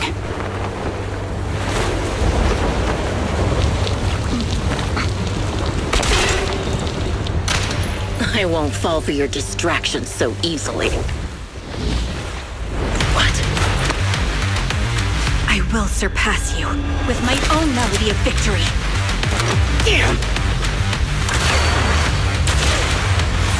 And let the wind be the opening notes.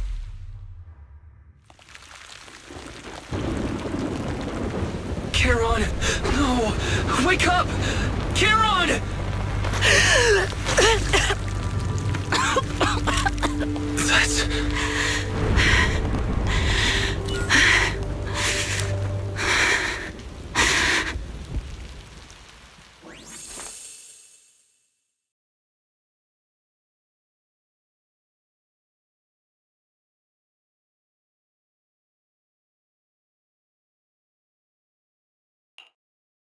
Just you?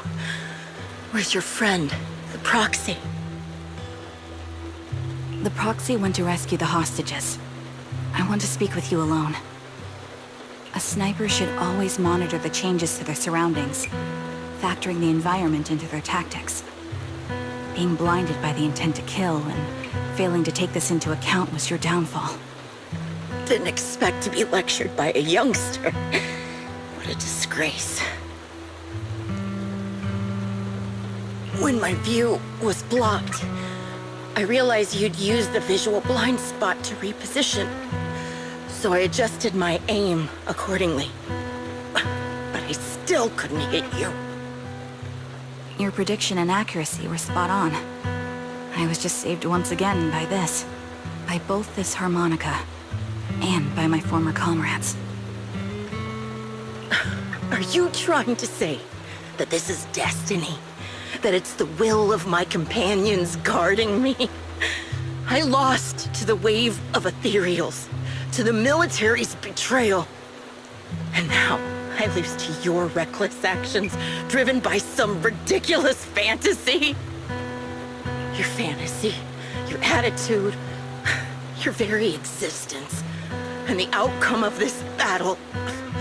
They are the greatest denial and insult to my revenge. Yet you're emitting a much calmer ether energy now. Almost as if you found relief. My vision is fading. I can't can't see my comrades on the brink of death anymore. My wounds are fatal. I don't feel any pain. Relief. It's not such a bad thing. Did you intend for me to kill you from the start? Let me answer that question with a story. The first time I saw you was actually during the fall of the old capital. My comrades were all dead, and the reinforcements the higher-ups promised before the mission never came. I can't even remember how long the fight went on. Ultimately, I made my way through one battle line after another. The advanced troops were nearly wiped out. But when I reached a certain front, a small squad of survivors called. Few people can still stand after such severe corruption and injury, but all 5 of them were still fighting. They were protecting a girl who had lost her sight and fallen unconscious while searching for a way out of the hollow. They told me they were beyond saving, and if I planned to retreat, I must take the girl with me. I couldn't turn down the last request of your comrades entrusted your life to me. I was the one who brought you out of the hollow.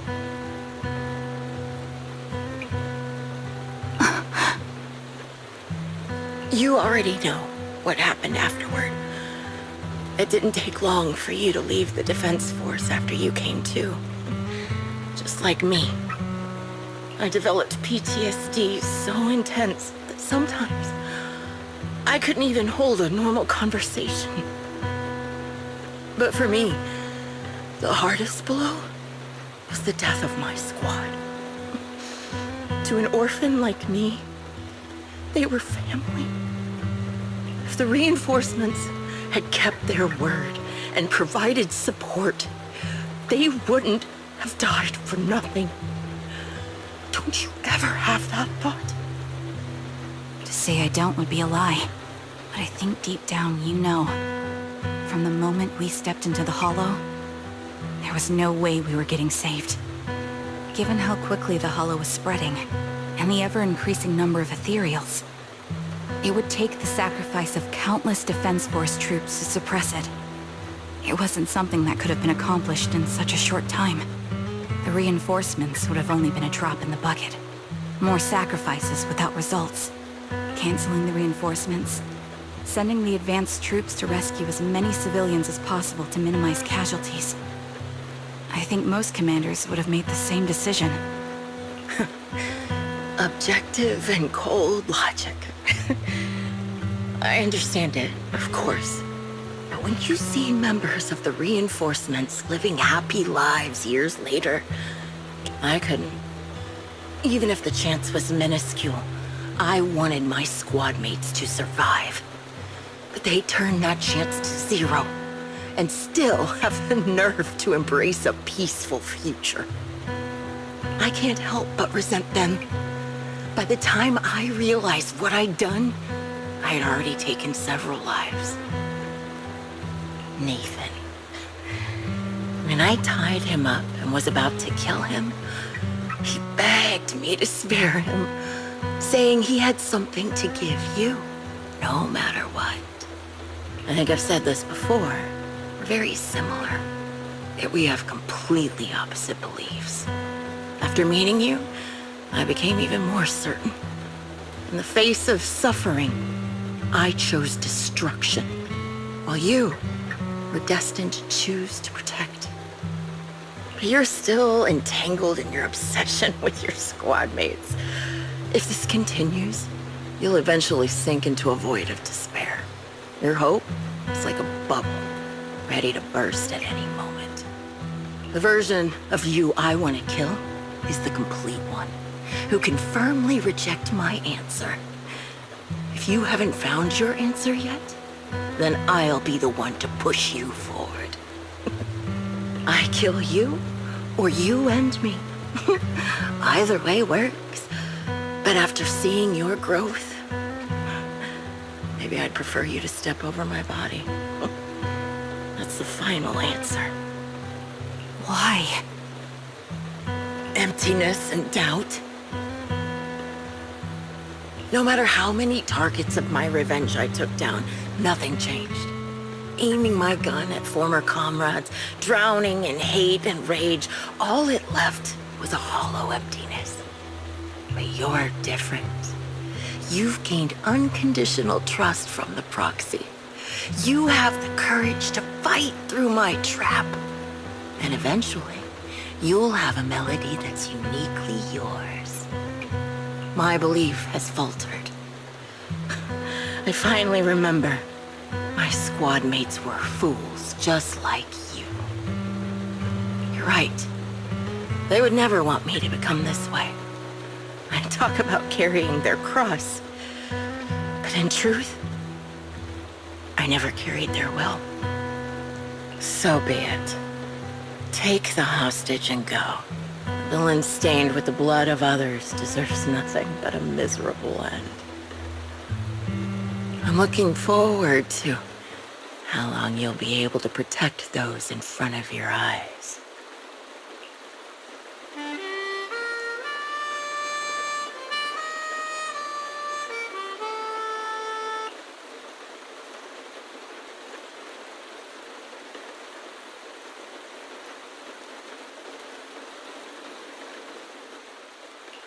It can still be played after taking a bullet.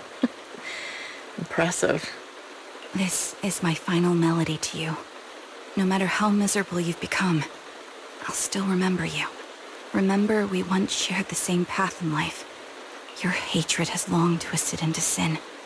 But if not for you, I wouldn't have learned how to hate, or found the true targets of my hatred. I used to know nothing. My teammates served as my teachers and taught me so much. And I think you must be my final teacher. You taught me, in the most intense way, what hatred truly means. Really? So you found someone you want revenge against, too. That's good.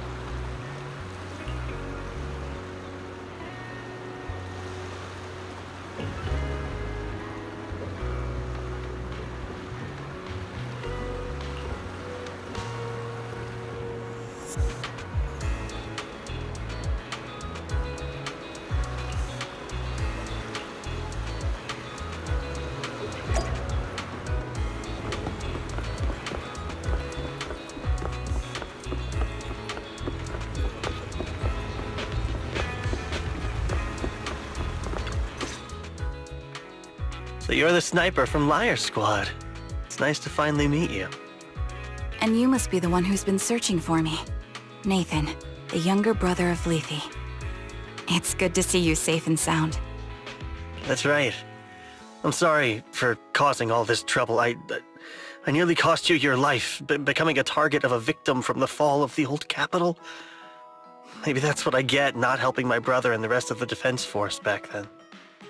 When the reinforcements decided to retreat, I spoke out against it. I had family among the soldiers already in the Hollow, but I didn't have the courage to take that step. The one that might have cost me my life. You don't need to feel regret or apologize. The outcome wasn't something you could have controlled. You cared deeply for Lethe, and even today you still think of him. To someone like him, who always cherished family. Thank you.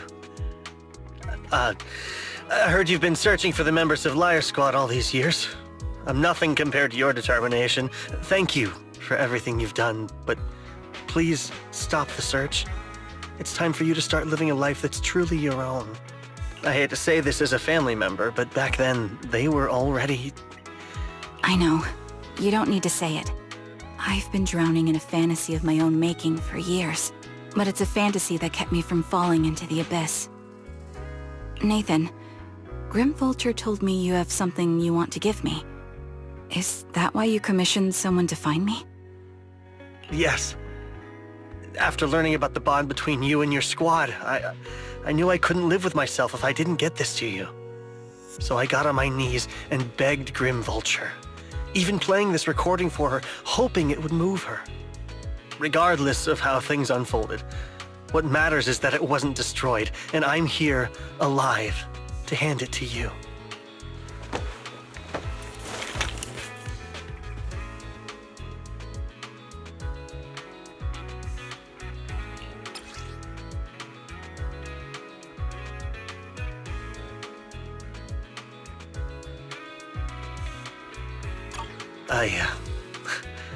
I found this while going through my brother's belongings. It's been tucked away for years. There's a recording on it, and I think it's a gift Liar Squad made for you, but never had the chance to give you. Thank you so much. Do you mind if I listen to it now with the proxies? With me and Belle? We're honored. I thought we were just here to collect the commission fee today. Go ahead. As for the commission fee, I'll pay it to you both shortly, so don't worry about that.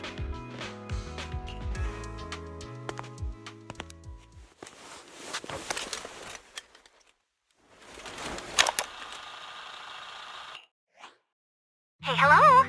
All right, it's a recording. This is a message from Liar Squad for our little sniper. Everyone ready? I'll count down. 3, 2, 1. Congratulations on your 1,000th day with Liar Squad! Hey, you guys are totally out of sync. Captain, can we redo this? The anniversary gift has to be perfect. That's our assault specialist, Acheron. She has a strong sense of aesthetics, prioritizing beauty in both combat and her daily life. She taught me a lot about makeup and fashion. Oh, she won't care if we're a little off. Forget the re-record. Let's just get it done and order the cake. We don't want him to sell out. That's our medic, Kakaitis. He's usually lazy and a bit of a smooth talker, but he's actually very capable and kind. He taught me— You two, stop arguing during the recording. I've already ordered the cake. If you keep rambling, we really will have to re-record this. And that Styx, a reliable artillery specialist. He's the oldest in the squad. He loves sharing photos of his daughter and reminiscing about how he wooed his wife. The way he won her over inspired me a lot. All right, let's all calm down. Wouldn't want to get on the captain's bad side. Captain, would you like to go first?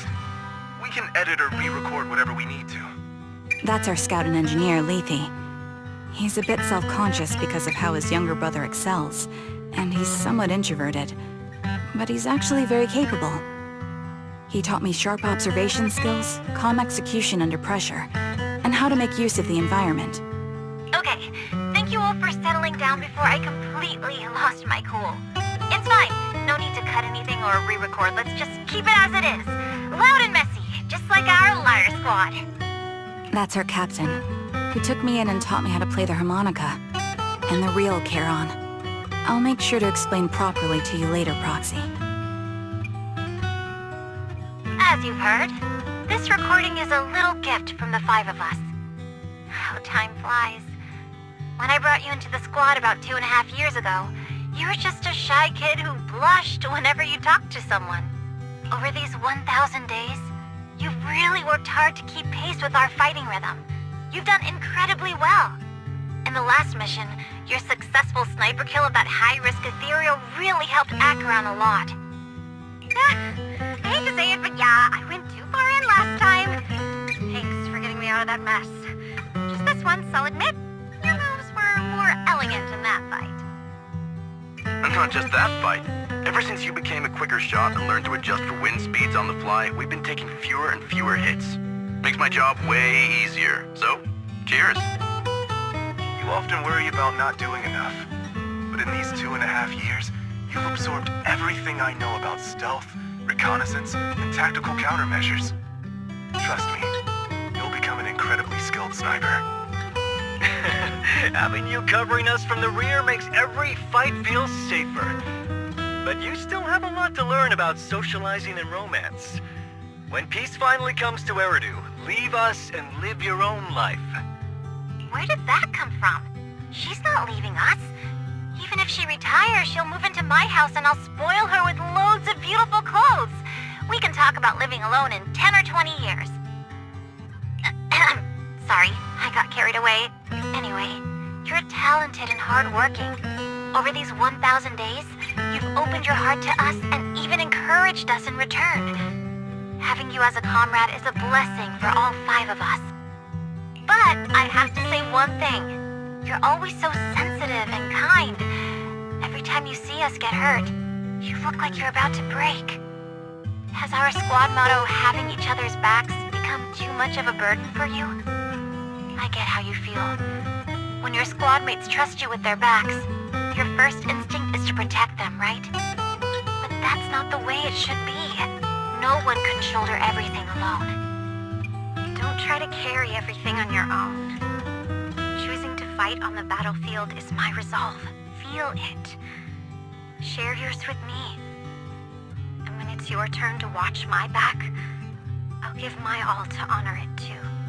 As long as you fight with all your strength, there's no such thing as failing to protect something, because your will and our will is preserved and carried on in other ways.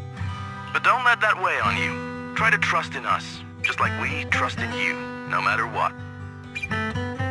I've struggled with that kind of thinking myself, but I eventually made my way through it.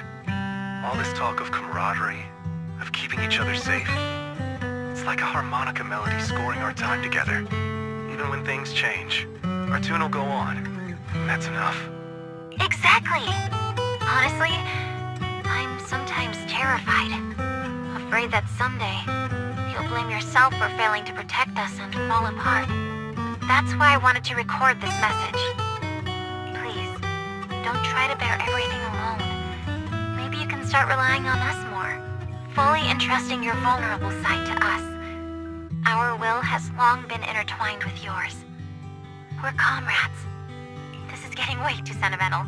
It doesn't feel like me anymore. Anyway, we just want to see you trusting your comrades enough to share your burdens, even if it isn't us. Finally, we'd like to give you the song that's closest to us. If what we've said is hard to understand, just feel it through the music. Please, enjoy my masterpiece, Homecoming.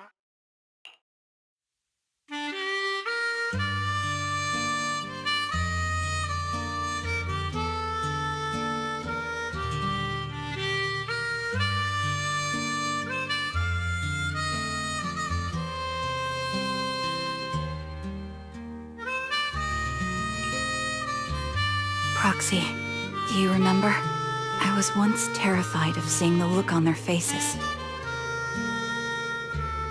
Of course. Can you see them clearly now?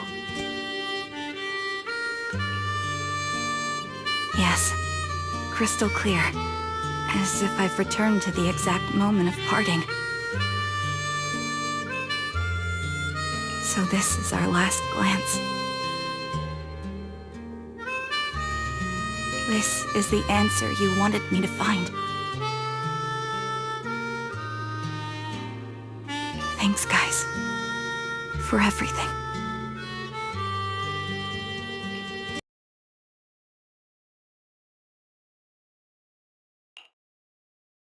Proxies. No. Lies. Belle. I've troubled you two a lot these days with my personal affairs. Words can't describe what you've done for me. No worries. Honestly, my brother and I have been a bit lost recently. Meeting you, though, well, it feels like we've known each other forever. Doesn't it, Wise? Yeah, we've learned a lot from you, too. If nothing else, spending time with you really cheered us up. Perhaps we've always shared the same resolve. Yeah. When I was trapped in self-doubt, unable to get out, I'm glad you were there with me. You're right. We've already entrusted our backs to each other as comrades. And because of that, because we are comrades, please, hear me out. Maybe you've already noticed. I'm sorry, but I've been keeping something from you. Charon isn't actually my code name. As I mentioned before, Charon was my captain's code name. When I met both of you for the first time, I didn't want to tell you my code name, because I thought someone who couldn't protect their squad mates had no right to one. So I lied. Captain Charon was an orphan like me, with no family to mourn her. I've been using her code name because I may be the last person in the world who still remembers her. But I understand now. If I want to keep moving forward, I can't keep hiding behind a lie. My true codename is...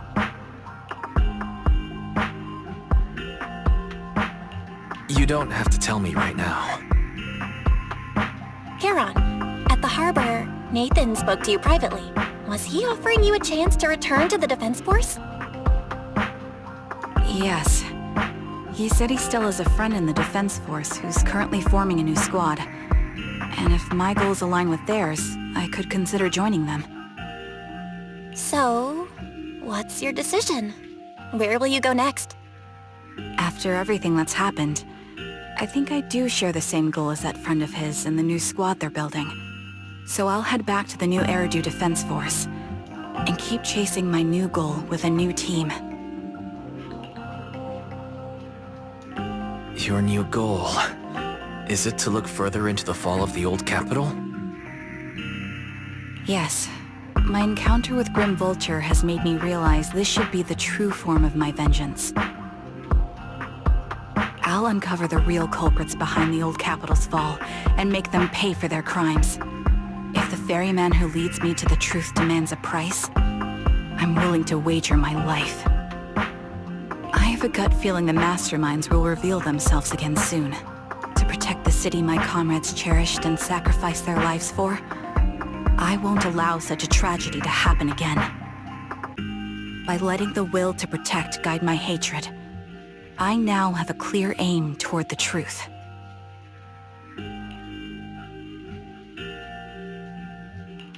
That's what I thought. If that's the case, then for now, we shouldn't learn your true code name, nor entrust our backs to one another. Are you saying we're on opposite sides? No. We might walk different paths, but those paths will lead us to the same destination. It's just that, for now, we can't say any more than that.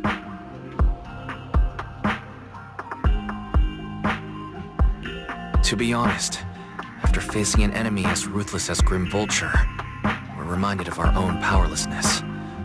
Watching you fight back, almost losing your life to a bullet. That feeling. We're nowhere near strong enough to protect you. And we're not strong enough to open up about our pasts either. Sorry.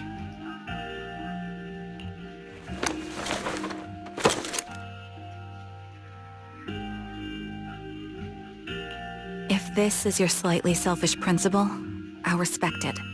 You were once my proxies, and I'll keep this memory locked away as something I cherish. If, as you say, our destination is the same, then we should continue on our separate paths, striving to grow stronger. The next time we meet, I'll reveal my true codename. I hope we can become true comrades. I want your presence to forever remain in the melody of my life. Yes, it's a promise. We'll cross paths once again, Charon.